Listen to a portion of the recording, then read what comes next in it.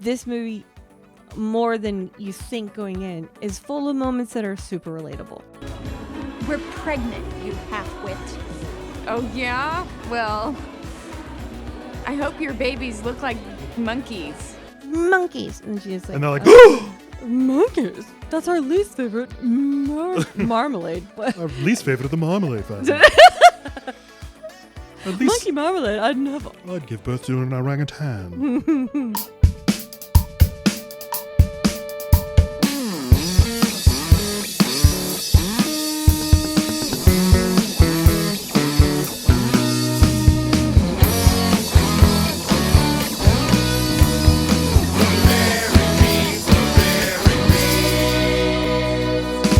Hello, this is Load Bearing Beams. My name is Matt Stokes. And I'm Laci Roth. We're married to each other, and we do this movie show where one of us presents a movie to the other. We liked it a long time ago, and now we talk about it.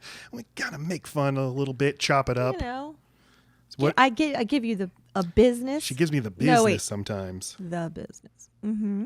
What are we chatting about today, Laci? Thank you for asking.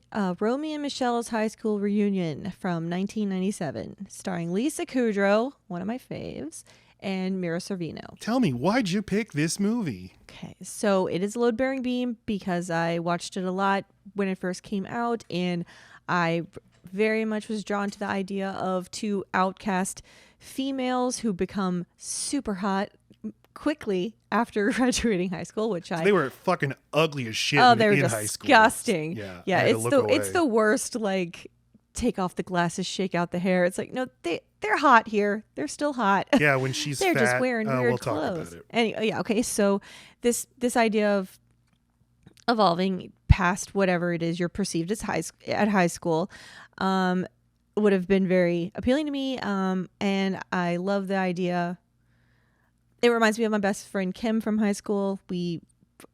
I found this movie very sweet back then. The idea of you'll always have your friend, even if love doesn't work out, which what else is going to actually happen in high school? You're not going to meet the love of your life, but you don't realize that at the time. You think that's very normal, that you should meet someone then. Yeah.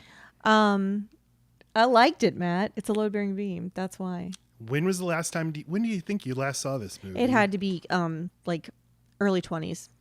Like early. You were in your early 20s, not the early 2020s. Correct. Right. This Okay. because there are different feelings post kids, post growing up, being near 40. To look at this movie, I felt feelings that I'm like, I don't believe those feelings registered the last time I watched this. That's how I clocked that. It must have been before I felt older than them and am older than Yeah, them. age is a weird thing in this movie. I mean, you have characters these actresses are like in their early 30s. They're playing a little younger. They're playing like 27, 28, and then also playing themselves in high school. I had never seen this movie. I was aware of it. When I loved Friends when I was a teenager, I was aware of it as a movie that one of the friends is in. And probably I think that's one of the better regarded movies that a friend is in. And that's it. That's my whole experience. I didn't know anything about this movie. And what we usually do on this show is we predict before we watch the movie. We make a prediction. We predict is what I'm saying. Yes, what we're going to think. Pre-movie thoughts. What Yeah. do you think this movie is going to be, Matt? And here's what I said. Actually, you read mine. I actually don't know much about this movie other than who the director and stars are. How much of a comedy is it? I'm being directed. Me being dyslexic is not making me the best reader. It being directed by David Merkin makes me think it's very silly, very cynical, and will have a lot of jokes, many of them mean. I'm excited.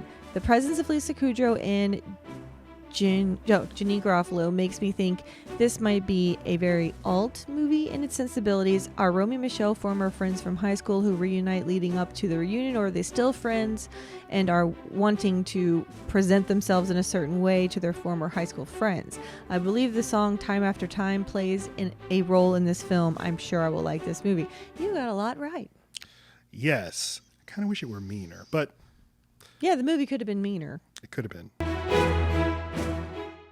Okay, Laci says, I think I will love the whole thing. I think I will love all of the outfits and the dancing. I'm a sucker for any character that makes their own clothes. I thought it said their own choices. Their own clothes. I love an actor with choices. I'm sure there will be cringy parts. I honestly have no idea how Matt will feel, but have a suspicion he is. This is one that wins him over, just like Clueless did. Eloquent as always, Laci. Text form, Laci. I don't think it's as good as Clueless, but I liked this movie. I thought I would love it, and it felt there. I don't know. It wasn't as full of meaning as I once thought this movie was full of. Was meaning. like really profound? No, just full of heart. And I guess I saw abusive friend dynamics where I didn't see them before. And I also saw, a materialistic vapidness that is only something you can care about probably in your early 20s. That is less appealing. You don't know what kind of adult you're going to be. You don't know what things are going to be important. You just know what things you don't have access to as a kid. And that would have been clothes, money, and attractiveness for me. So this movie was like, fuck yes, that's my future. I'm going to be blonde. But there is a reading of this movie that is like almost anti-materialistic or like anti-capitalist, in that these two characters are choosing just friendship and themselves over like sort of buying in meaning buy a house, get a family, start making purchases, start participating in the big economy, be grown up. I would disagree. I think they're buying into something. I think they're buying into something different. I think they've always wanted to live outside of their humble town where they started. They wanted to be on trend. They wanted to be current. They're not ahead of trends. They are exactly on them. So I think they're buying into status in a way that you can't achieve social status in Tucson. So LA that's a very specific and important choice. I think they're buying into being socialites. Yes, but that is distinct from the idea that what we expect of Americans True. Is you follow these steps, and these steps are laid out very carefully so that people will basically be good little workers in the economy and produce more wealth for everybody. But they're spending just as I'm saying, aspiring to be a socialite, you end up spending just as much money. I don't think they're trying to be socialites. I don't think they're trying. We'll get into it because Okay. I don't. Socialite wasn't a word that was thrown around much when this movie came out, so that might not be the exact right vibe. But they're definitely trying to attract a certain kind of guy and live a certain type of high-end lifestyle, even though they aren't necessarily rolling in money right now. Whatever they want, I didn't get from watching the movie, because I don't think they want anything. I always wondered about this movie, why does it have that specific title, Romy and Michele's High School Reunion? Who the fuck are Romy and Michele? Are they cartoon characters, and now this is them in live action for the first time? Right, like, is this a children's book series? Is this from the Riverdale universe? Like, what's going on here? Well, the answer to that is it's a good title. I mean, you're not going to forget it. I think it's funny. Yeah, I always liked it. It reminded me of Tu Wong Fu, Thanks for Everything, Julia Newmar. Like, what the hell is that? But I never forgot it. Yes. I only just heard of that movie like 2 days ago. Oh, weird. What a coincidence. Oh, my God. Life is weird sometimes.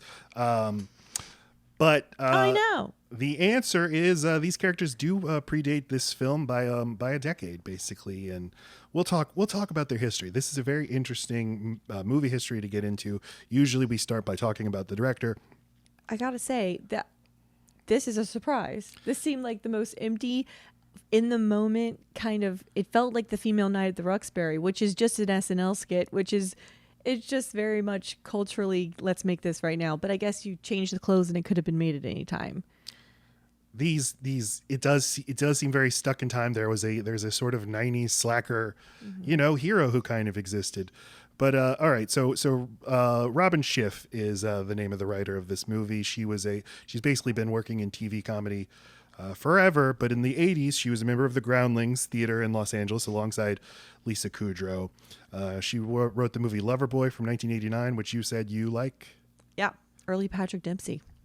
Recently, she worked on Emily in Paris, which was a big hit for Netflix, but She wrote this play called Ladies' Room that was produced in LA, and I think it had a run in New York too. And the idea of the play was it was all set in the ladies' room of a nightclub, and they wouldn't change the sets, and the characters would leave the bathroom and then come back in and like discuss what was going on. That's brilliant. Off stage. Do guys do the same thing in men's rooms in a place like this where they kind of download everything that just happened and what The they want to cliche happen? is that they don't, But that's what I'm asking. but I wouldn't know because that- I didn't. I certainly never did that. You're not, I've also you're never. get in and get out kind of guy. I've also Don't look at my penis. I don't like to talk. I don't like to go places. I don't like to go to the bathroom. I don't want any of it. I'm not going to pee. That's a no for until all of it. Right. Well, okay, so the idea was you have like your major characters who the play is about. When they're off stage, these two empty airheads would come in, and Robin Schiff said they're the Rosencrantz and Guildenstern of my play. At first, they didn't have names; they were Airhead 1 and Airhead 2, but they eventually were named Romy and Michele. And Michele was played by Lisa Kudrow. Romy was played by a woman named Christy Meller. And these two characters were basically the biggest hit. They were everybody's favorite part of the play. People were like, more of these guys, please. So they got their own TV show, or sorry, I should say a pilot. They got a pilot called Just Temporary, in which Romy and Michele played temp workers. Yeah. This is we're looking at a GIF of the credits. Opening and credits, they're amazing. It is as 90s as the Fresh Prince of Bel-Air. It's remarkable. Or like right on the cut. It feels This cusp. was 89, I Yeah, believe. But that's these fonts, exactly. yeah. The She's glowing, eating a donut. The amount of jewelry on her wrist. This pilot didn't go anywhere. It wasn't picked up. I don't think you can watch it anywhere. Like, you can just see the opening credits. And Lisa Kudrow said she remembered it as being not good. Okay. But Robin Schiff wrote the pilot. She brought Lisa Kudrow and Christy Meller with her. And then she said she wanted to make a movie out of these characters. So she was wondering, what should they do? Romy and Michele go to the moon, go to Japan, go to college, and then eventually settled on a reunion.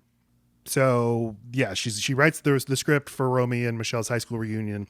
Gets picked up, gets optioned by Touchstone Pictures, which was Disney's live action feature film division for adults at the time, and it kind of didn't go anywhere for a while. But the people and there's a very good oral history of Romy and Michele that was published by Vogue last year. It was very helpful, highly recommended to everybody who's interested. Why last year?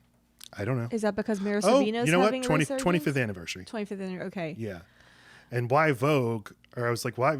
I don't usually read the oral histories in this, and this is very good. But then there's a giant chunk section on fashion. I was like, oh, right. Right. Well, yeah. Skip.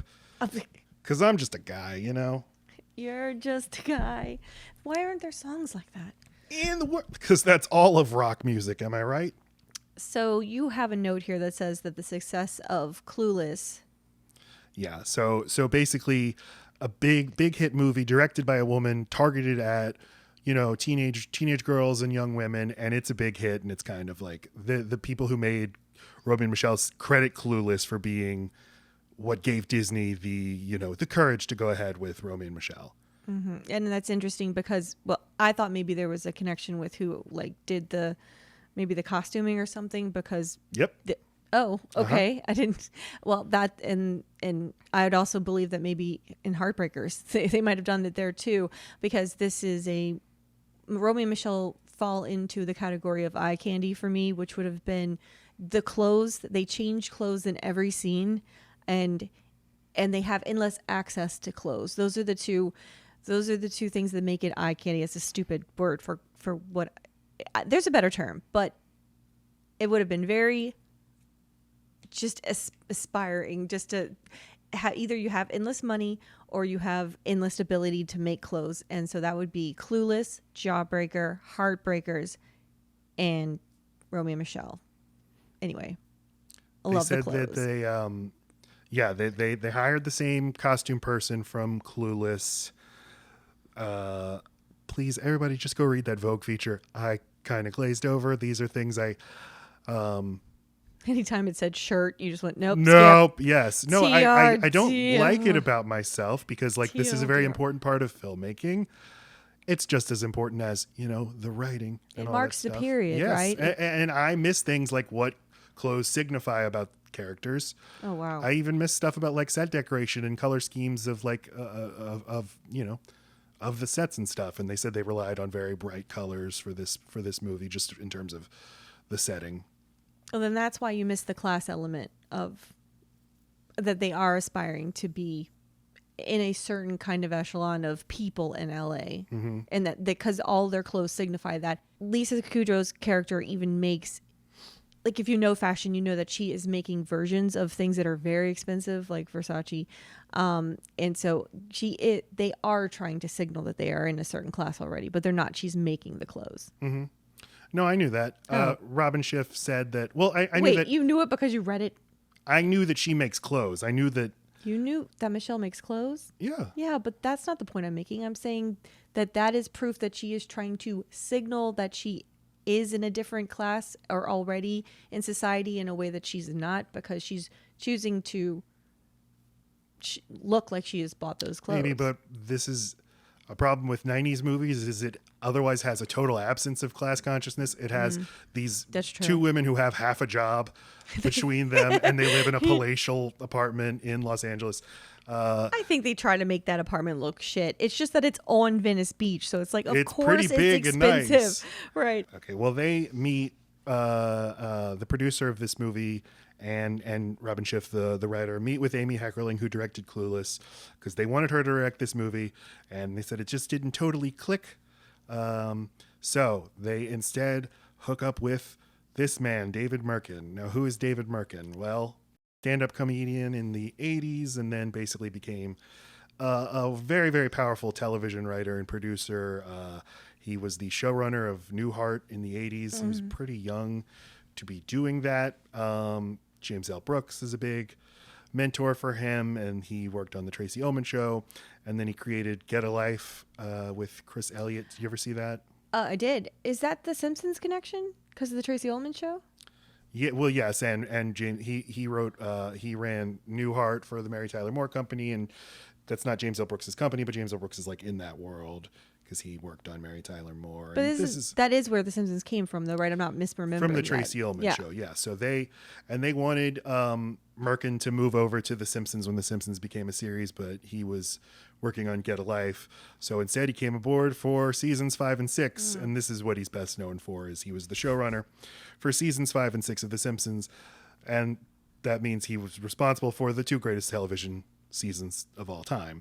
Really? Oh yeah. I mean, I think season 6 is easily the best season of The Simpsons. Season 5 is, I'd put season 5 and season 7 neck and neck for number 2 for the second best season of The Simpsons. Then season 8 must be good too, because you said they go in pairs for showrunners. Season right? 8 is excellent. It is a step down from season 7. Okay. I can rank them for you. I feel warned. 6, 5, 7, 3, 8, 4. 5, 6, 7, 8. That was amazing, love.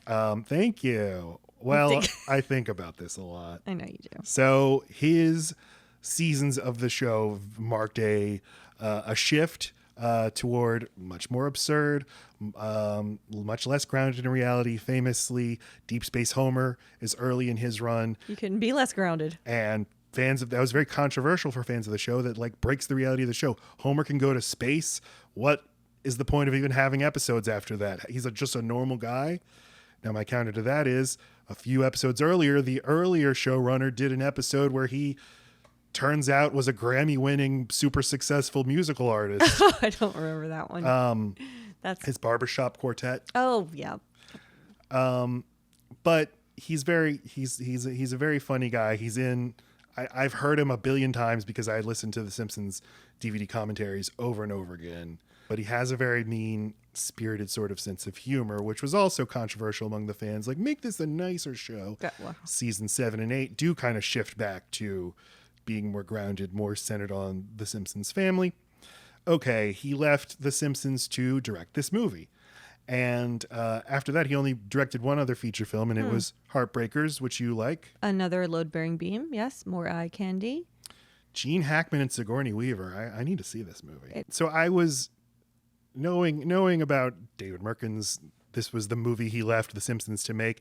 I've always been curious about this movie, and also just curious, like, what's he like as a director? Because he'd never directed before. He was a writer, and when you're the showrunner of The Simpsons, what that means is you're basically the creative head of that season. You are the head writer, and crucially for him, he directed the voice actors, and they had also just tons of guest actors like Meryl Streep and Michelle Pfeiffer, who he sits down and works very closely with. But what's he like as a visual stylist? Well, a lot of times, first time directors have a knack for like trying every trick they've ever wanted to try, making things unnecessarily fancy because now they can. And it seems like the studio wasn't happy with that. And it's like, what do they care if there's like fancy tracking shots? And studios are like, we just want this to look like a simple, well-lit sitcom, basically, for all the idiots out there. Well, I assume wanting to get interesting shots and to get them in a way that it hasn't been done before, you need to rig up stuff and it costs more money and time, no? Oh, certainly. But after it's done, so I didn't know this. There's a lot of drama with this movie in battles between the director and the writer in the studio. Okay. And they weren't happy with this after he turned it in. After he turns in the edit, they're like, what's with all these fucking tracking shots? Why does the yearbook then like swoop out and morph into the real? Do they call it the Merkin now? The Merkin effect? Do you get to name it after yourself if you invent it? Well, he didn't invent it, okay. But it is just sort of, it is a cliche about first time directors. And he did it based on the oral history. It seems like the actors had a great time working with him. The writer and producer did not, and the studio was not happy. There were, disagreements about sort of the tone of the movie, the number of jokes, and the soundtrack. Like they have the music. A joke count? There were not enough? No, not like that, but maybe like you're emphasizing jokes over heart, that sort of thing. Oh, okay. Yeah, I definitely think of this movie as equal in those departments. Okay, yeah, so the that's, soundtrack that's was... what's good about it. So Merkin wants more like college rock, more indie rock, alternative. Okay. Robin Schiff, but they he kind of thought of them as that was his sort of idea of them. Well, like they're like cool, like sort of above the fray. They're trendsetters. Cool girls. So they would like cooler music, but Robin Schiff wanted it to be more, 80s fare. She said the Go-Go's. That's what she wanted. And the movie studio wanted pop music. So they finished the movie. David Merkin turns his cut of the film into the studio, and they go and do test screenings that go really poorly. And they get very unhappy with the movie, and they're threatening to cut it. And David Merkin, who at this point is like very powerful after working on The Simpsons, running The Simpsons, says, if you cut this, I'm taking my name off of it, which is a very bad thing that can happen. Cut it, not get rid of it. Cut it in their own way. Yes, make a different cut. Yeah. Not the director's cut. Right. Which turns out has meaning, that term. It does. It's not just another way to sell the same thing to somebody. I mean, it can be. I always assumed. Certainly can be. It's 5 minutes longer. Guess where the minutes are. So, he leaves. His involvement with the movie is done, and the studio is saying like we might not release this at all, or might go straight to. Hold up, that is terrifying. And I guess I should have known this already. But as a director, you just hand it over and hope they don't destroy it. It just depends on the contract. It depends on the contract. Depends on where you are, how powerful you are. I mean, he's a powerful guy. It is surprising that he didn't have more control than this, but first time director making a movie for a relatively modest budgeted movie for Disney. Those are things you gotta work out ahead of time. So this movie could have not been released at all. It might have just been thrown away like so many HBO Max properties. But Robin Schiff and her producer Barry Kemp said, let us try to salvage this. They're given 2 weeks to put an edit together. They do. Is that fast? It is very fast, yes. They turn it into Disney. Disney's pretty happy with it. They're going to release it. They're not going to give it much of a marketing push. And then at the same time, David Merkin's still threatening to not have his name on this movie will just go without a named director. Has that ever happened before? It's happened. Or maybe name somebody else as the director. If that happens, is that a clear sign that there was some drama? Trouble, yes. Okay. Yeah, I mean, probably the most famous example now is Rogue One, a Star Wars story. Oh. where basically Did I like that? you did. You don't remember it. Got it. So he's threatening to take his name off the movie. That'll be a bad sign. Probably hurt the movie. Hey, this movie, the director's too embarrassed to have his name on it. But they send him a print and they say, I think you're going to be happy with it. We didn't totally change. This is still your movie. This is still the movie you made. This is not like a mutilated corpse. So David Merkin screens it for himself and his friend James L. Brooks, probably with the idea of like, hey, if we don't like this, you'll go swing your big, powerful dick around, right? Yeah. But they're like, oh, this is good. This is your movie. And he said, basically, the only reason my name is on the film is because nothing substantial was changed in the final edit. Yeah. I see a note here that is some of the more quote unquote feminine scenes were cut. That in Merkin's cut, are they shoving tampons up their noses? The one that they pointed out was there's an early scene where they're getting dressed, and Romy, or maybe I don't remember which one, says like, I can't believe how cute I look in this outfit. I made a helpful diagram here. This one You're is pointing Romy. at both. Yeah, I know. This one is Michele. I know which this one is which. Is a high school. I don't know who in the movie says this, but Okay. says, I can't believe how cute I look. And Merkin is like, nah, we're going to cut that. Makes them seem like too self-obsessed, too complimentary of themselves. And then Robin Schiff, a woman, is like, women say this kind of thing about Yes. themselves. It shows the kind of friendship where they can say things like this to each other. So she restores it. That's the one that they pointed to. Okay, well, and I like that. I like that line. Yeah. Basically, in that oral history, they're still mad at each other. They're still saying, Who? David Merkin and Robin Schiff are still saying Oh. things like, yeah, Robin just doesn't understand. She doesn't get it. David wanted this. Whose side am I on? Who gives a shit? Right. All right. The other woman very responsible for Romy and Michele, Lisa Kudrow, because she originated the role of Michele. Who is Lisa Kudrow? We all know. The person I got mistaken for twice, once at a Dollar Tree. What? That's so weird. Someone came up to me and asked. Yes. It was early 20s. Are you Lisa Kudrow? Yep. What? It happened twice. Can't remember the exactly So where it was. improv and sketch comedian in the 80s. Like the rest of the cast of Friends, she was in a billion pilots in the early 90s that didn't go anywhere.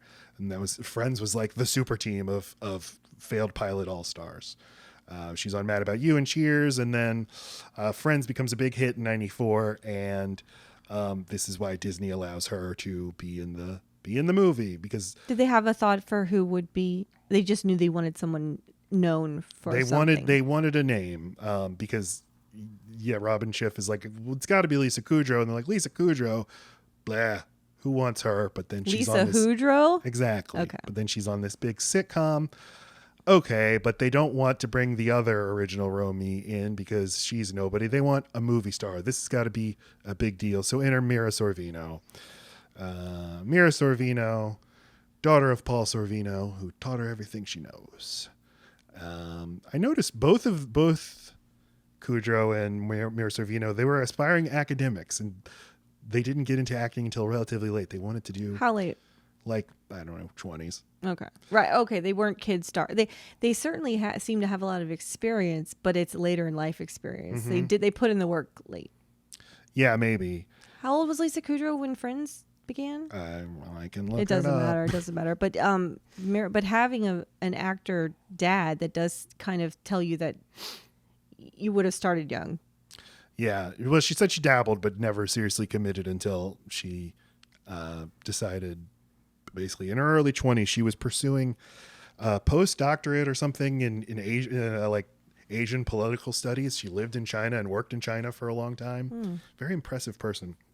And then she's in Quiz Show, and she's in Barcelona, and those get her a lot of acclaim, and that leads to the movie Mighty Aphrodite, the Woody Allen movie from 1995. You seen this movie? Never even heard of it. Okay, well, let me tell you, this is the official plot synopsis of Mighty Aphrodite. Mira Sorvino fucks Woody Allen in the mouth, and they really up close They make love, please. I'm supposed to be They making put the love, Mira microphone. Sorvino. They put the microphone inside of Woody Allen's mouth, so I can hear every goddamn tongue action. I thought you hadn't seen it. Okay, so tell me what happened. When Lenny, Woody Allen, and his wife Amanda, Helena Bonham Carter, adopt a What? baby.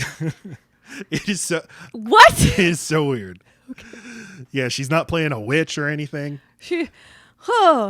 Lenny but her life is realizes scary, am I right? they adopt a baby, and Lenny realizes his son is a genius and becomes obsessed with finding the boy's biological mother in hopes that she will be brilliant too. But when he learns that Max's mother is Linda Ash, Mira Sorvino, a kind-hearted prostitute and porn star, Lenny is determined to reform her immoral lifestyle. It's like they always have to point out that a porn star is kind-hearted. Like the roles don't go together. You got to be a real dick to want to fuck other people. This porn star is nice. Right, a heart of gold prostitute? How? This yeah, so Mira Sorvino gets this big role. She wins the Oscar for Best Supporting Actress. Oh wow. And it wasn't close. It was one of those well, she's obviously got to win. What makes her role so complex? Like what? Well, it's so weird. I saw this movie in college. I watched about half of it last night. There was certainly like a consensus, at least among people like me, that this was an Oscar win, sort of like Marissa Tomei and My Cousin Vinny. That was like, right. Well, those are bullshit Oscars. Those aren't serious performances. And it's dumb because like comedy is harder than drama. It's so fast paced. And it's all about timing and delivery. And yes, it's hard. So yeah, I kind of dismissed it. And then Mira Sorvino disappeared. I mean, seemingly off the face of the earth after that. And it was just like, well, yeah, she didn't have the goods. And really all I remembered about that movie was she speaks in a very weird voice. Let's hear this weird voice. Let me show you something I just got. That. Isn't it a pisser? Oh, yeah, I got a great sense of humor. That's something you're going to find out about me. I'm funny and I can take a joke. A lot of people can't take a joke. Yeah, so wow. She's talking like Pinocchio or Michael Jackson or something. Yeah, but that does seem to be her method approach, because she also gave a voice to her Romy character where you could just talk. What are you talking about? No, Romy. Wait. That was good. Oh, okay. Romy. I just need a line. Line. My Michele. blood tests will detect. No.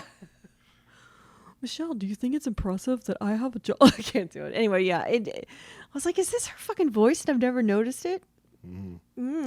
Okay, well, but I'm sure everyone knows what actually happened to Mira Sorvino, which is her career got ruined by a horrible person, Harvey Weinstein. Who I actually didn't remember this because there's so many of them. So I was glad you. I mean, put she it was in your like notes. one of the.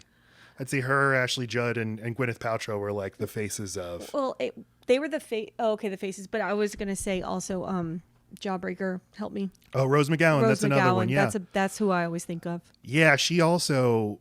Yeah, okay. It's like there's a '90s black hole, and we accepted that women got sucked into it. And we're That's like, the thing. I guess they were just not really committed. They're gone now. And she what happened with her is she just refused his advances. Yeah.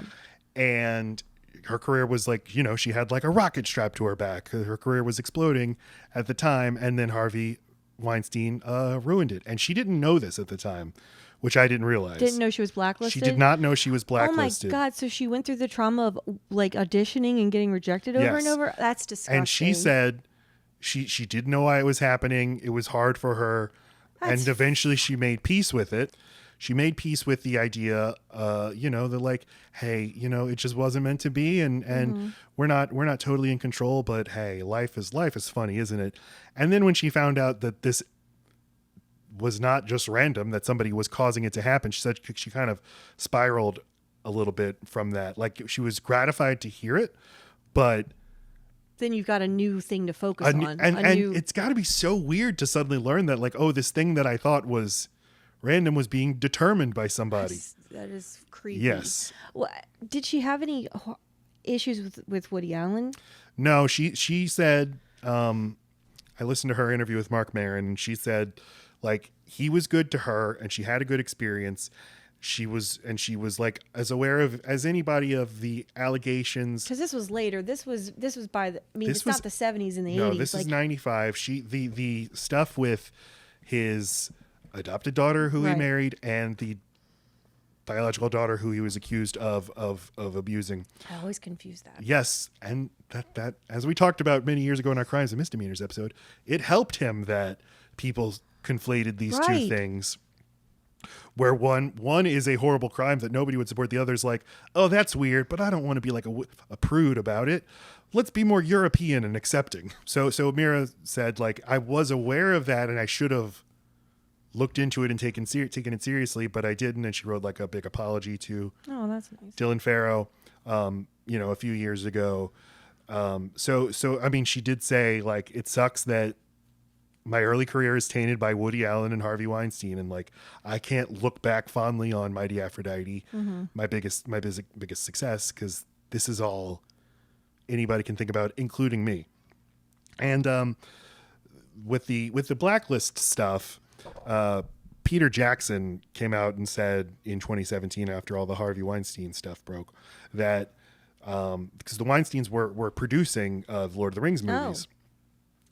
Before they eventually left, but it was in development for a long time. And Peter Jackson was going to cast Mira Sorvino and Ashley Judd. And then he was told by Harvey Weinstein, don't cast them, they're difficult. And he's like, okay, sure. And so he didn't cast them. And then, years later said, I realized I was being part of his, an unwitting part of his operation to punish people. Would that be the Liv Tyler role? I don't know it didn't say which role it was. And they were both going to play that one person. He wrote a public apology to her, and she talks very movingly about that on the Mark Maron episode. Can I ask, who did break the news to her? Who did finally tell her, look, you're not getting this because you're blacklisted? Was it just the news of Harvey Weinstein, or? It must have been. I mean, she didn't say, she doesn't point to this anyone. Is literally how I found out. I think the Peter Jackson thing was okay, this is a concrete example. You could have been part of this huge franchise. Right. And you didn't, because I was explicitly told, not her, she's difficult. And she's like, I'm not difficult. And like, hey, I'm part of, I loved movies and Oscars and stuff. And I thought of Mira Sorvino as like one of those weird kind of obscure winners who then just disappears. And it's probably because, she wasn't that talented or whatever. One hit wonder, sure. Yeah. So these two ladies are cast. And David Merkin said, like, it's very important. These people have been best friends forever. They have a language all their own. It's very important that the two actresses have a great chemistry, but they had never met each other. So they got 2 extra weeks of rehearsal to get to know each other. The movie opens. The opening credits are like fashion, all about fashion and seamstress singing and stuff. Oh. Fashion's a very big deal in this movie. And Laci, you're our fashion correspondent, so tell us about it. Well, I've actually already touched on it. Okay. What the fuck, man? No, just that to show status, you have to have access to clothes, your outward things, your car, your jewelry, and so this is just a way for them to fake it until they make it. But the specific fashion they do, how would you describe it? Very pop, very cute girl, very inconvenient, very like they exercise in tennis shoes that are also high heels. But my first impression was like, these are people dressing a little too young for themselves, maybe. Well, they're still at the club every night, which is already age inappropriate. So it seems like they are in a state of like arrested development. And I was going to say that in high school, the idea of getting to keep a life and seeing on a daily basis my best friend every day for even 10 years after high school seemed like the most comforting thing I could think of. And watching this time, now being older, I realize how it stunts you, and you have a fear of outgrowing each other, and you don't know anything else. And it's like, this is when you're supposed to figure that out. This is when you get the grace period to be stupid and to try things. And they're trying nothing except for new clothes. So I don't remember what I was saying.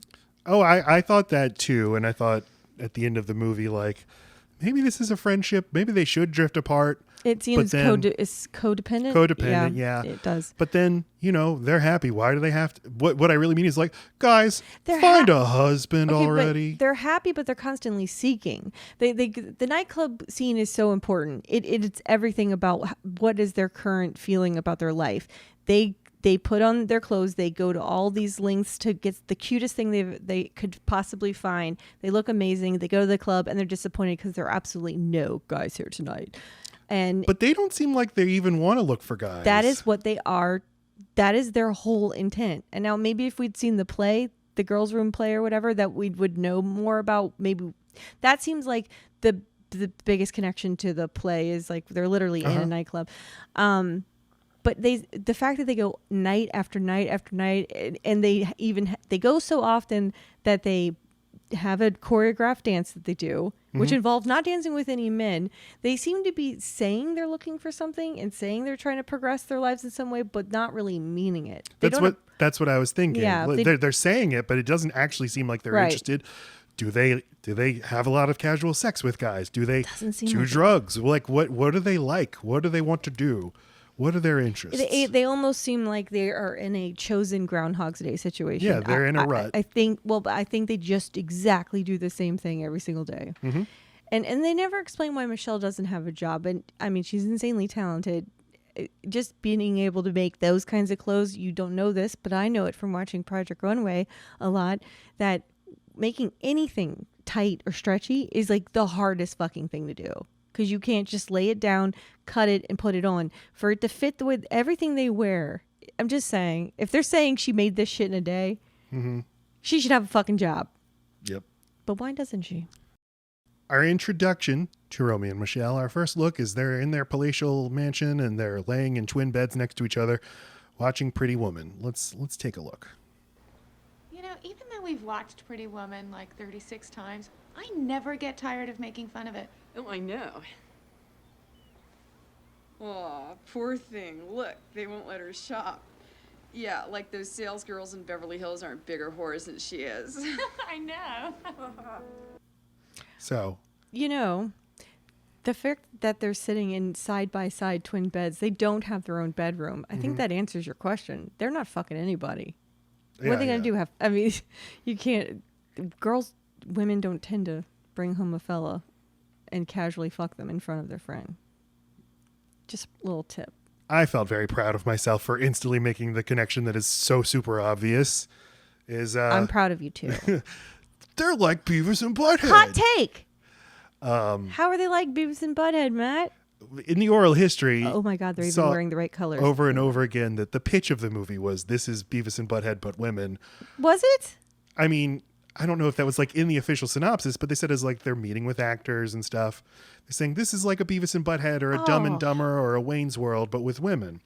But the Beavis and Butt-Head connection, like I was astounded because they glom on so well to them.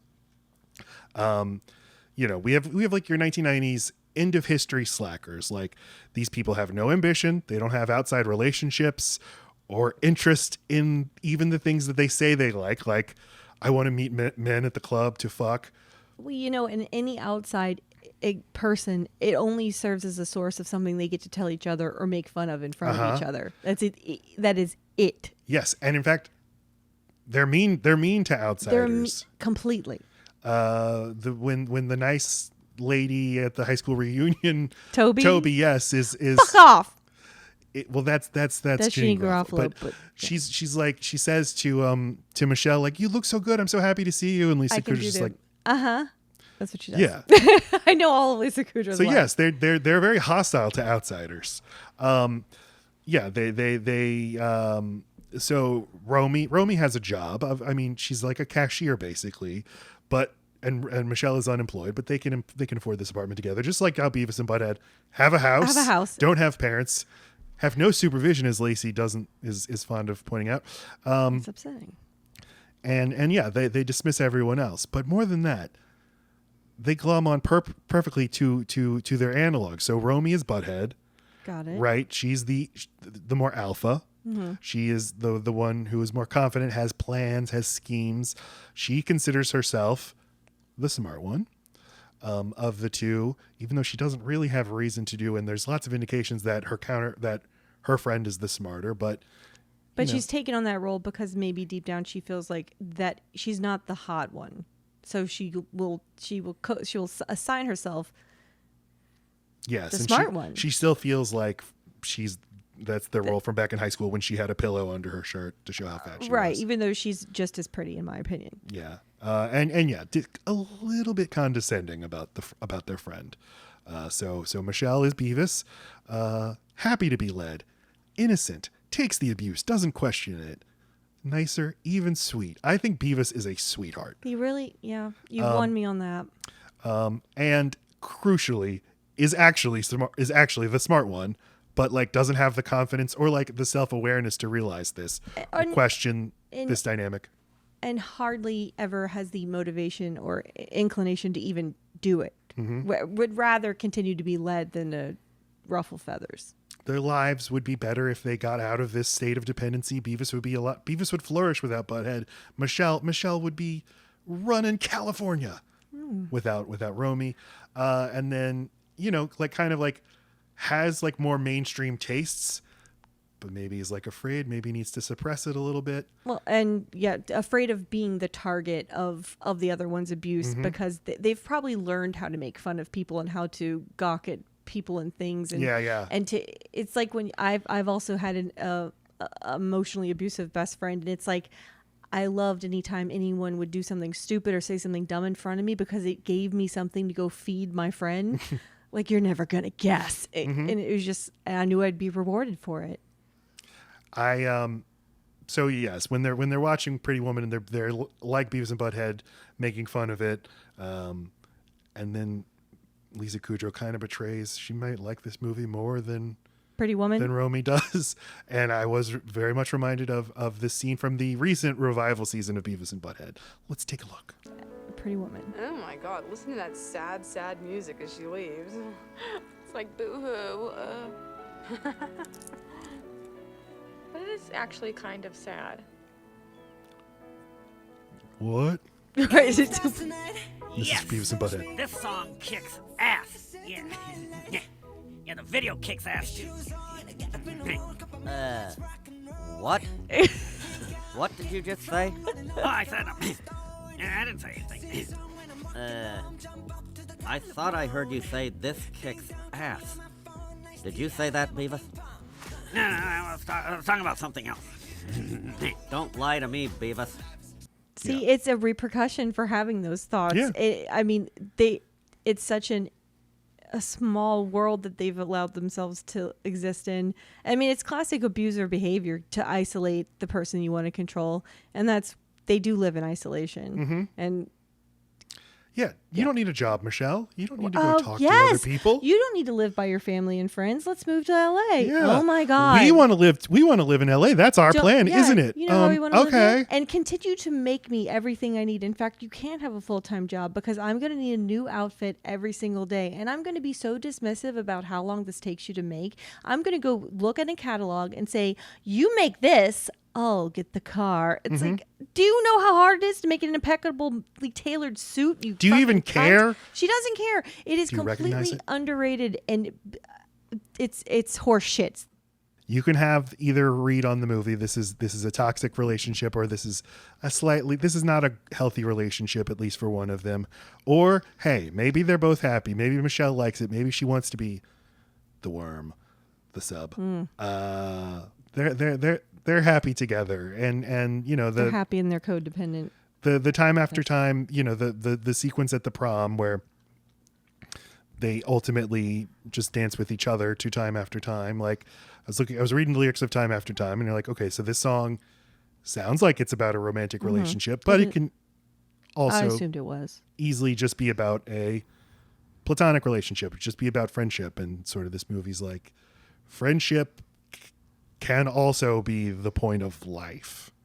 Yeah. The point of life doesn't have to be just one thing. You can also find meaning and fulfillment in your friends. Yeah.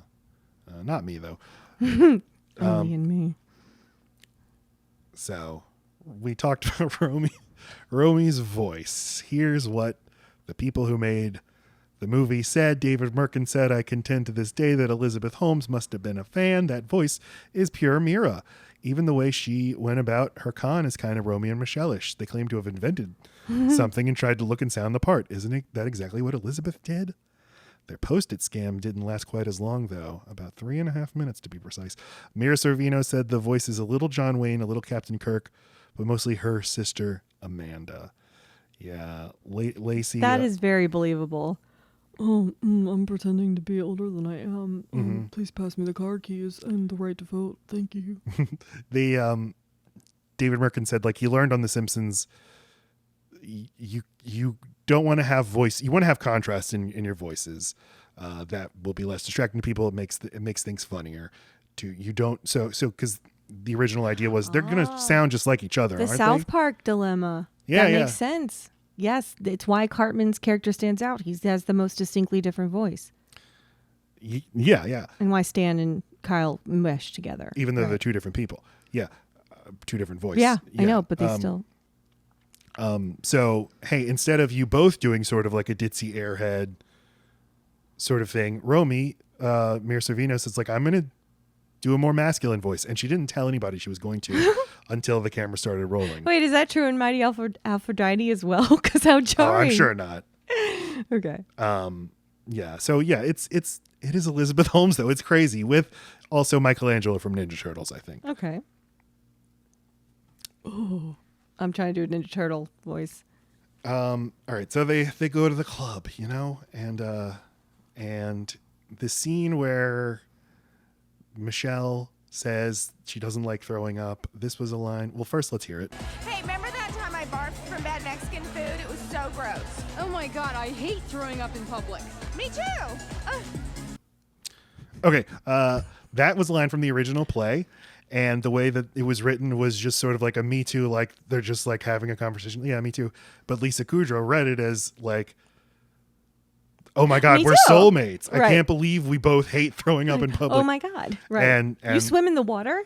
Me too. Yeah, Robin Schiff realized, like, oh, that's what that line is all about. That's who this character is. Right, because why else tell the story? Why else reply to it that way?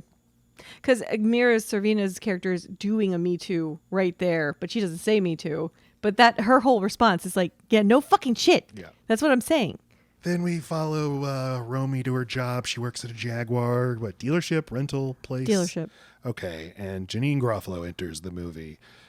She's an old classmate from Tucson, Arizona at their high school, and she, says, we're having a reunion. Wait. Yeah, she tells her about the reunion. Okay. Yeah. Janine Garofalo, I've always liked her. Mm-hmm. She's in several of my movies that I would consider Lodbring Beam. I've always found her humor funny. What did you want to ask me about her? Yeah, what's Heather's deal, her character here? Well, I mean, she's classic, completely shat on. Even the what would be considered a big dweeb in their school, Sandy Frink, would not return her affection. I mean, she couldn't have been lower on the social ladder. And then she invented something very useful and got a lot of money, but not a lot of therapy. So, you just continue being a more successful, even meaner version of your younger self, I guess. She does kind of embody the idea that, like, all right, I was trod upon in high school, but one day I'm going to make something of myself and I'm going to be way more impressive than anybody else here. She seems but she doesn't seem to rub it in anyone's face. She's just very matter of fact. She seems to be just as opinionated as she has ever been. Mm-hmm. She has the least of an arc. But the reason she wants to go to the reunion is because she actually hasn't let go of. But she says she's not going to go to it. But then she shows up at it, which is why the plan is spoiled. Because she found out that Michele is not married to Sandy Frink, right? And she's like, "What? My crush from when I was in high school before I was super successful is going to be there. I must." She hasn't actually let that go, right? So then we get our first flashback of the film because they're looking at their yearbook now. They're talking about old times. I contend that if they were high school friends who were still friends with each other, they would be talking about high school all the time. Right. They wouldn't need a yearbook to fucking do it. It'd be the only thing that they talk about. And you watched this entire scene and did not notice that Lisa Kudrow had a fucking back brace. Yeah, she has because she has scoliosis. Is that it? Yeah. I don't know. I thought it's that's just a weird fashion thing choice. She's wearing. Yeah. Right. No, I watched it again and it's obvious. Okay, I'm an idiot. fantastic. I miss things. Great. I also didn't notice Romy is supposed to be fat. I mean, that's her whole thing, but that's ridiculous. There's nothing. I mean, it's a stupid thing to begin with. They're at least like giving her padding. to make like her stomach big. It isn't just she's coded as fat, but yeah, it's insane. Yeah, these are two incredibly gorgeous women who like no boys are giving them the time of day. And the only distinction between them and the rest of the class is that they have very advanced fashion sense, which because it is so on trend or ahead of trend, it makes them look like aliens. It makes them look weird instead of smart. Oh, that's interesting. Yeah, their clothes are constantly remarked on by the A group in every scene. In every scene where the A group sees them in an outfit, they remark on their clothes. Yeah, I'm just thinking about that. So, okay. Clothes are a huge way of being in or out. That's why they're so important, why it was so important to me growing up. I read poor. I to not have name brand stuff or to not have something. There's something about wearing something that is on trend that makes you look like you have more money than just wearing something classically nice. Because if you have money to spend on something that's only going to be popular for a month or two or a year at the most, that means you've got money to burn. Oh. Right. That's why it's a status symbol. If you can keep up with trends and keep up with Vogue, then it means something about your awareness of culture and your ability to afford. To afford, yes. Okay. Well, see, this is why I don't care about fashion. It's so elitist. You've dressed the same since you came out the womb in fucking cargo shorts. They're very practical. Chafy for your. They're so practical and lots tactical. of pockets. Mm-hmm. Well, but wait, it sounds like you were saying they're so fashion. They're fashion forward that they're before the trend. Like it reads as weird to other people, exactly, which seems like it's against the point of. They read as New York. Because they're trying to socially climb to get out of Tucson, not to stay. So I mean, they've already decided we don't fit in, so we will make sure they know that they're the ones that are left behind. They don't actually ever get that point across, but that is how they feel. They feel superior to everybody else's outfits. It's a way of making themselves feel better for not being in the A group. Yeah, they're not in the A group. They very poignantly aren't. They realize it while they're going through the yearbook. They are not part of any group. Yeah. So Romy's grooming of Michele started from a very early age, and it completely insulated her. They don't have prom dates. They go to the prom with each other. I was wondering, and I meant to look this up, are like we still doing prom king and prom queen at proms today? I think so. Come on. I don't fucking stop. It's been a minute since I've been. Stop doing it. I will. Oh. That's crazy that they would do that. I mean, it's awkward. It's someone else's date. It's gendered, but we're gonna have a literal vote for who is the most liked. But it's not. It's not based on who's most liked. I didn't know that till I got to high school. You have to have a certain GPA. You have to have no disciplinary record, and you have to not owe the school any money. Those are the 3 requirements. Oh. That's why someone from the honors classes was our prom queen, and not the actual most popular person at the school. Were you aware of who were popular? And fuck yes. Okay. Yes. I had no notion. I remember a friend of mine saying like, well, the most popular girl in school is probably blank. And I was like, I've never heard that name in my life. I looked her up in the yearbook. Don't know what she looks like. Nope. Yeah. And then I would mention this to other people and like, yeah, of course she is. Right. Well, but I mean, I think you knew you were on the out from the jump. So I think your way of protecting yourself was to be completely oblivious and beyond it. You're more of a Romy. Where I was more of a Michele. And I've had some Michelles in my life too. Yes, you have. Yeah. Sorry guys. Well, okay. They're at the prom. Romy is horny for Sandy. Sandy's his name, right? God, no. Billy. Wait, who's Sandy? Sandy these Frank. Names. Okay, yes, Billy the jock. You need a database like I have here. I do. Okay, yes. Billy is the jock. Billy Christensen. Romy has a crush on him, and she's like, "Will you dance with me, please?" I want to play a game. Will you dance with me? Yes, and Billy's balls are already firmly tucked in Christy Masters' purse because he runs over. That Michele girl wants to dance. What should I do? And then they ride off on a motorcycle and fuck. It is very cruel. It's not as cruel as I thought it was going to be. Right, he just didn't come back. But I mean, how long are you waiting? After you've noticed that the entire A group is gone, don't you just... If Christy Master... Well, okay, never mind. She does... Christy, the mean girl, does run up and say, "You've ruined my life. He's leaving me for you. That's the really cruel part, is that Christy goes to Romy and makes it sound like Billy has this huge crush on her. Billy doesn't play the mean trick. It's That's really true. Christy. That's true. Yeah. And so this is a prom that is after graduation, because they say this is the last time any of us will see each other. That is weird as hell to me. That you'd have were getting the fuck out. And Romy's only there because she had mono and she lost a lot of weight and wanted people wanted to show. But did you go to prom? Of course. I went with my two best friends. So three females. Were you trying to emulate this movie? No. Oh, okay. No, I mean, no. I just wanted to go to prom. You know, it's at a hotel. It's not your school. It's your everybody. It's like your wedding day. You imagine yourself going, so you just got to go do it. Mm-hmm. I left immediately and did ecstasy at my house with my friends, which was awesome. It was a really fun day. Drugs are great. Drugs were great then. They're so cool. And if you do them, like, you'll fucking rule. I did for 3 hours, for however long. But this prom was not after graduation. No. That's weird. What? I feel like once you're like halfway through that ceremony, you're like, I'm over it. I almost didn't go to graduation because it was after graduation. Like, technically, I already did this. I don't need to be here for the paper. I didn't go to graduation because it was after graduation. Who? You just said that. Okay, but the act of graduating is different from graduation day, right? I already graduated as a senior. So technically, I did not need to walk across the stage. I was supposed to go to Pensacola on my family vacation that day. My entire family went in the morning, and one of my cousin-in-laws stayed behind to take me after I got done walking across the goddamn stage. I didn't need that part. I wanted to go to Pensacola, baby. That's what I'm saying. Graduation is after graduating. Yes, I'm telling you it is. Okay. It's just like it's just like a wedding. You don't really need that part. You just have to go get the paperwork. Romy and Michele have a plan. Mm-hmm. And their plan is, let's just go to the reunion and we'll be impressive. Because they're like looking at their lives and they're like, our lives We did the thing. We wanted to leave Tucson. We did it. We win, right? But our lives are not as impressive as we thought. Right. They said, so they'll get a job, they'll get boyfriends, they'll lose weight, they'll be great.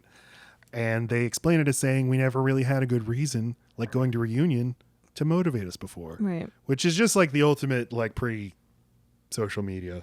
Because now all of life is a reunion. Now the only point of living is to impress other people who you don't talk to. Right.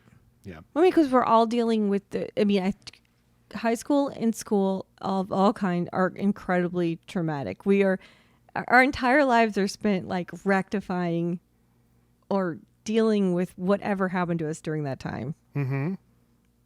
And a reunion is a perfect just explosion of that feeling. So that's why I have not been to either of mine. I don't remember what was going on in the 10-year, but I know one of them I was either just given birth or... Your 20-year reunion was last year and you didn't know I missed about that on it. accident. Yeah. That was But you wanted to go. I did want to go. Because why? there are people I like. There are people I want to see again. I do feel like I got pretty. There's a big part of that. My life is good. I turned out good. I don't know. There's this like impulse to let people know, fuck y'all. But don't they know?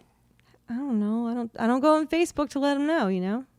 I assume that no one cares. Everyone cares about their own life. No one's thinking of me at all. Yeah. It's all very masturbatory. And doesn't everyone just assume that like a reunion is like a real life Instagram? Like, okay, you came and you seemed very impressive. I know it's not real. You go there to listen to the stupid songs that you really cared about on graduation day and act crazy. I already do. I mean, I'm not crazy, but I listen to the same songs. With people who went through the same thing. It's just a very specific moment in time that it happened with a group. You can't recreate it. It's impossible. It's like going to war. These are war buddies. And you reunite. Like only you guys know what it was like to have this thing happen. It's reconnect. It is like you're speaking Greek to me. Like I could not fathom. Because you had one friend. I had my senior year. I had more friends, and but like yeah, I'm still friends with the only people I care about from high school. You were so disconnected. You had already decided these people will never treat you well or want you. So you didn't want them. So it makes complete sense that you have no need to go back there. And it had no problem leaving it. I felt very differently. I was very attached. I moved around so much. I went to so many different schools. Anything I stayed with for any period of time seemed so important. It's like a time capsule. Yeah. Like I existed, and you guys knew I existed for at least 6 years. So I definitely existed. 6 years. Yeah, because middle school and high school, they're all on the same campus. Not the same school, but the same piece of property. You know, I did when I was in 10th grade. I went to my 7th grade reunion. What? Ew. I went to Wait, but aren't you doing that every day because you're still in the class with the same fucking people? No, I for 6th and 7th grade, I went to a private school that was K through 7. And so all the kids there had been together since like kindergarten, and I just came in at the end. But then and they were forced to move on. Yeah, 10th so grade. Like, 10th grade, they're like, let's all get back together. And so I participated in that. That makes sense. And It's weird you went. It was weird. Because they weren't asking you to come back. No, they didn't want me there. I get why they would have a reunion. That makes sense. Yeah. Okay, so Romy and Michele realize it's hard to get a boyfriend and a job, so instead we'll just lie, which is great. Fun little Easter egg. Mira Sorvino was dating Quentin Tarantino at the time. Sorvino Tarantino. That is something. So they put a big Kahuna burger on the bag in the sofa background of their while they're eating a lot of junk food. Yeah. Thanks for the Easter egg, bunny. Fuck you. Well, they get a nice car, they get a flip phone, they're going to pretend that they're very successful, they get business clothes, and but they're just pretending to be business women. Yeah, they don't actually, they forget to come up with what their business is, but hey, they'll pretend they invented Post-its. Then they have a fight in the car because as they're planning their lie, Michele doesn't like that the lie doesn't have Romy, a part for her. Yeah, although Romy could just say, well, how about I do this part? Michele doesn't actually have any idea. Yes, Michele does not come up with an idea, but she doesn't like that Romy's idea gives her no credit, but that she said to make them yellow. It's what Michele thought Romy thought of her, and that's just how it came out during a tense situation. So they're fighting. I was starting to get annoyed. Like, this is what the movie's going to be. They're going to be mad at each other for the rest of the movie before coming back together to time after reunite. Time. Yeah. And like Michele declares herself to be the cuter of the two, and Romy's like, I can't believe you think she's that the you're Mary, cuter. and Romy's the Rhoda. I'm the Mary. Yeah. Yeah. David Merkin worshipped the Mary Tyler Moore show. Okay. Well, he worked on the Newhart show, so that all seems connected. Well, this does beg the question, Laci. Right. Who is cuter? I do think they're equal. Coward. Oh, I mean, I would have probably said Lisa Kudrow, but I like the way I like Mira's look too. Mira? They are describing themselves and all the cute boys they meet as cute. That was a very big word. Cute was big. Time. It was a big time for cute. Yeah, because you can look cute and you can be cute, and cute can mean hot, or cute can mean like this is a great outfit. Cute doesn't mean cute. Just doesn't read to me as like, yeah. It did. He's so I want to cute. fuck that cute guy. Yeah, it is weird. I want to fuck that puppy dog. Oh, okay.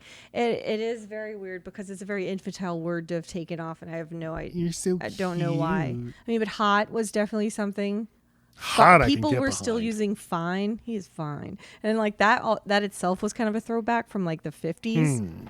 What word do you like now? I hate all the words people say. You're a thirst trap. You're making me thirst. I'm parched looking at your body. What? Get me a drink. What a piece. What a hot piece. I don't know what I say. I say he can get it. I like foxy. Okay. I like. You're a kitty cat. Ah! I would never. No, you wouldn't. All right. Well, all right. You want to know my answer? No. Okay. What is it? I too am a coward. I don't know.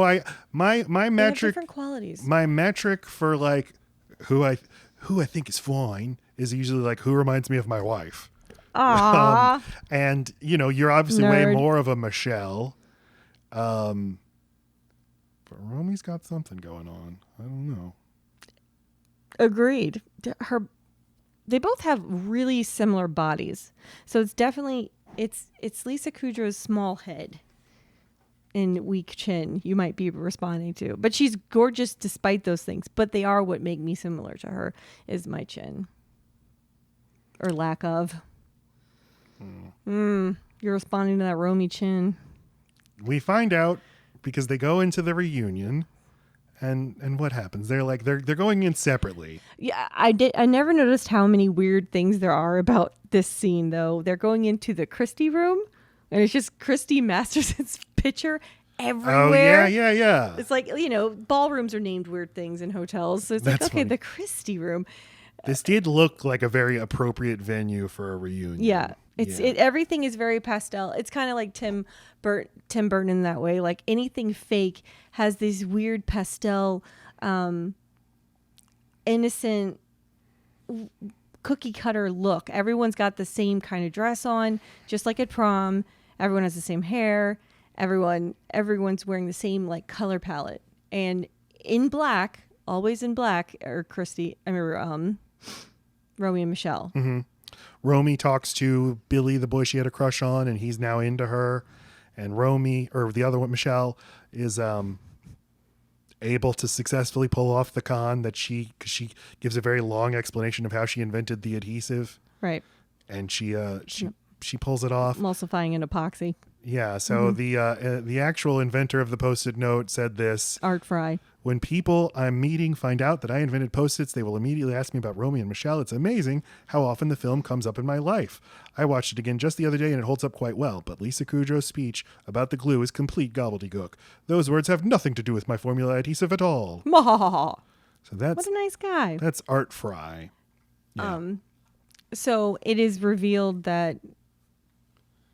Okay, wait. So Michele and Romy both get voted most improved person at this reunion. Best change for the better. Best change for the better. That's funny. And then you flash forward to 70 years later. Romy on her deathbed, and Michele calls her for the first time to reunite because she's been sad with no one to talk to. When this happens, I see how much time is left in the movie. I'm like, what the fuck is this movie? Right. Because you're pointing out that there's like the magnets that were put on Lisa Kudrow's back brace are now turned into giant decorations, and Lisa Kudrow's in her underwear on stage. And I'm an idiot who doesn't realize this is all a dream. This is a dream sequence, right? A ton of weird, like they're floating above the car. They exit the car by flying through the skylight. You're like, I don't know, this is a dream. And the balloon formations inside the hall where the reunion is taking place are the two magnets that were stuck to Michelle's back brace in the lunch scene from the beginning of the movie. But she has to give a speech in her underwear, but it goes great. Yeah. Unlike in dreams where you have to do that same thing and it's bad. Everything she says gets applause. Right, because the bad part of the dream is the fact that they don't ever Romy leaves with Billy and Michele leaves with Sandy, who are all they were ever really trying to get anyway, or men, and they never reunite. But their lives were empty and boring because of it. Mm-hmm. But they still die on Michele dies on her deathbed, flicking her off, saying, "I'm the Mary." Yeah. So anyway, and then she wakes up and fuck Romy for this. Let's Michele be sleeping in a convertible parked directly in front of where everyone is entering the actual reunion, and she's just sleeping on the door. That is they were both nervous about this. This is a big deal. They traveled a long way, and that's an embarrassing fucking thing to have to rebound from. You know how embarrassed you get when you are caught napping. I would never. Okay, so I don't nap. Napping in front of everybody. I guess and so. Coming in all tired. You were like, oh my God. You like stood up and pointed like, that's not okay. It's not okay. That's fucked you know up. How long it takes to wake up? She's groggy now. Well, that's she could have woken up a long time She's not ago. going to be doing her best. Yes, I agree with you, but I don't totally understand your anger. But it's I respect embarrassing. it. Okay.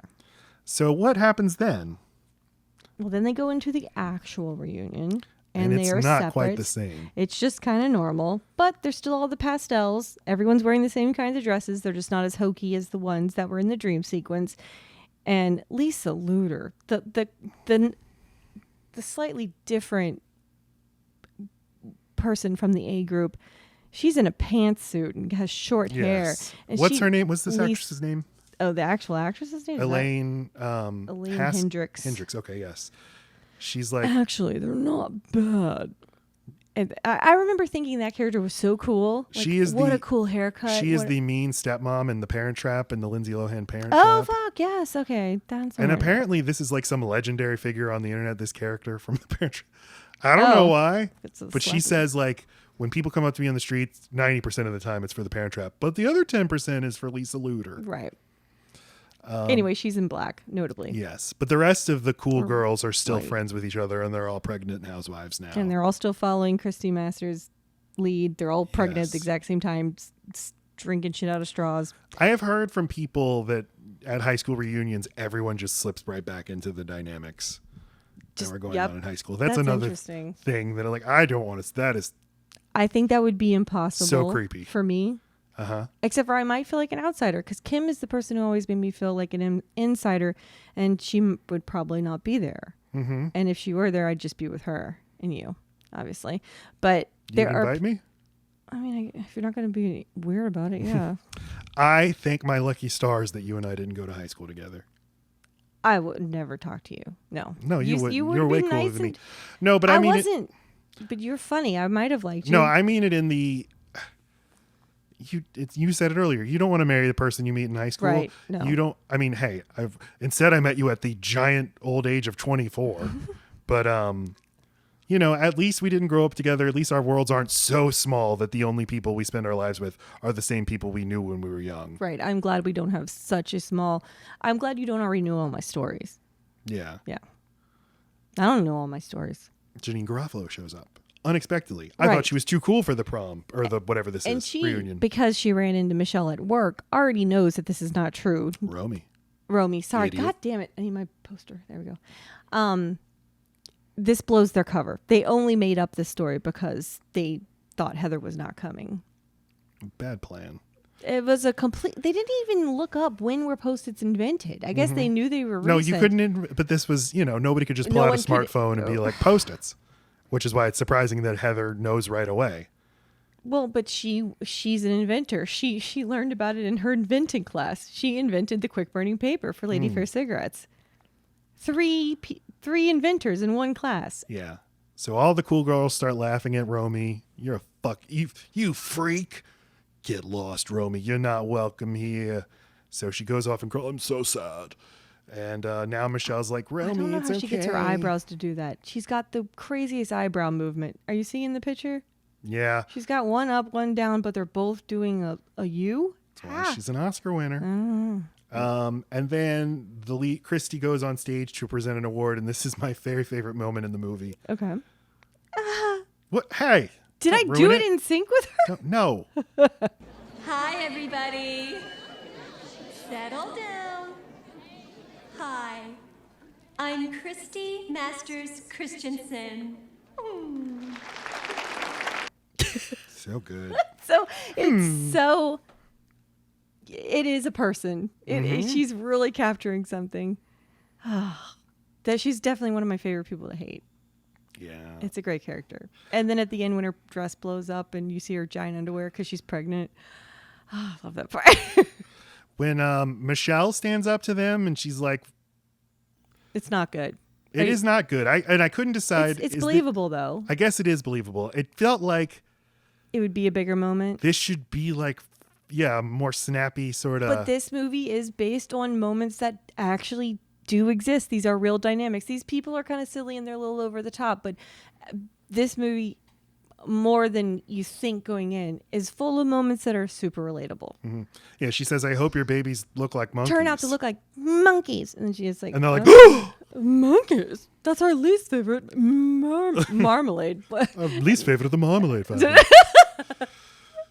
Monkey marmalade, I'd give birth to an orangutan. Okay, Michelle is like, Romy, you're a fucking idiot. Let's be friends ourselves. Again. I had a dream. The worst thing was we weren't friends. I mean, she's the best friend, right?